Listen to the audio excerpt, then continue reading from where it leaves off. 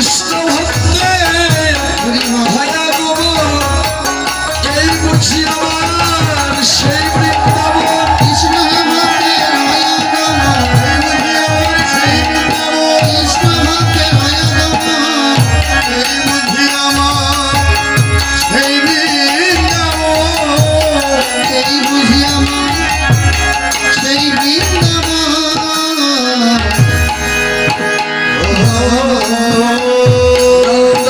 শুধু বলি জানে ভাগবতে গায় সেই কৃষ্ণবতীর্ণ চৈতন্য গোসাই নদের সুত ছিলেন যিনি নদীর সুত হলেন তিনি ঈশ্বর পরম কৃষ্ণ সচ্চিদানন্দ বিগ্রহ অনাদি আদি গোবিন্দ আমার সর্ব কারণের কারণ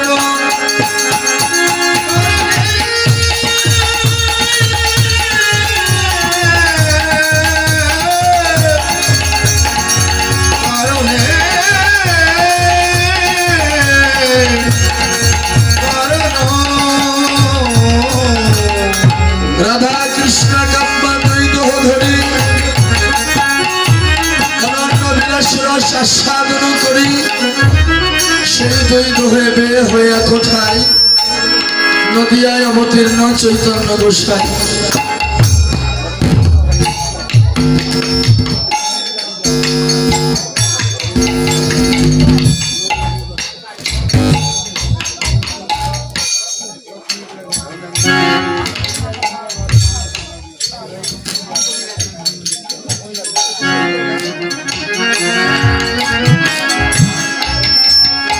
বৃন্দাবন লীলা গোড়ার মনেতে পড়িল যমুনার ভাবসুর ধরিলে করিল ভগবান শ্রীকৃষ্ণ চৈতন্য মহাপ্রভু নিশিত রাত্রি দর্শন করলেন। সেদিন মাতৃকক্ষে শয়নে ছিলেন। গভীর রজনীতে জানালার গবাক্ষ দ্বারা শারদীয় পূর্ণিমার চাঁদের কিরণ দর্শন করলেন। শারদীয় পূর্ণিমার চাঁদের কিরণ দর্শন করে গভীর রজনীতে এক পা দুপা করে পদচারণ করে সুরধনী গঙ্গার কূলে তিনি ধাবিত হতে লাগলেন। তিনি দর্শন করলেন শারদীয় পূর্ণিমা রজনী। ভাবছেন আজকেই তো সেই রজনী, যে রজনীতে শ্রীরাম বৃন্দাবনে ব্রজগোপীদেরকে নিয়ে রাসলীলা করেছিলেন। সেই ব্রজগোপীদের কথা মনে পড়ে গেল। সাধন সিদ্ধা, নিত্য সিদ্ধা, কৃপা সিদ্ধা, এই তিন প্রকার গোপী নিয়ে বৃন্দাবনে ভগবান রাসলীলা করেছিলেন। তাদের কথা মনে পড়ে গেছে গৌর হরি। পরে এক পা দুপা করে পদচারণ করে সুরধনী গঙ্গার কূলে ধাবিত হতে লাগলেন। সুরধনী গঙ্গার কূলে উপস্থিত হয়ে সুরধনী গঙ্গা দর্শন করলেন। সুরধনী গঙ্গা দর্শন করে গৌর ভাবনা করলেন, ভাবে এই বুঝি আবার সেই যমুনা, ভাবি এই বুঝি আমার সেই যমুনা, আমি এই বুঝি আমার এই যমুনা। বলে সুরধনী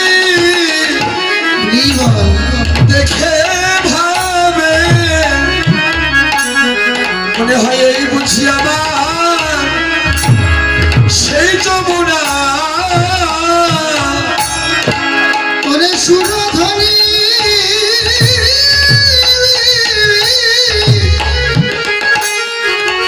দেখি ভাবি মনে হয় এই বুঝি আমার সেই যমুনা।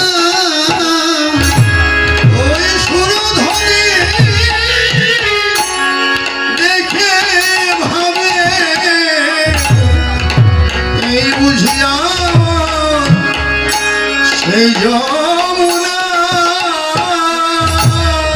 ভাবে এই বুঝি আমার সেই যমুনা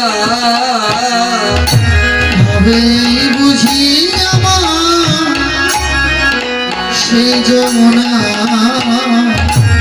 ভাবে বুঝি আমার সেই যমুনা আমি নৌকা বিলাস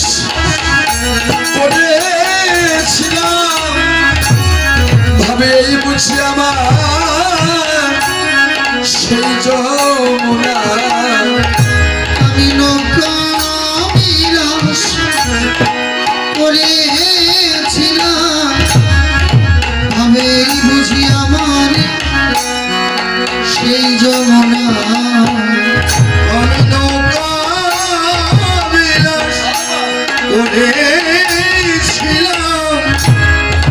ভাবে বুঝি আমার সেই যমুনা আমি বৃন্দাবনে দেখেছিলাম ভাবে এই বুঝি আমার সেই যমুনা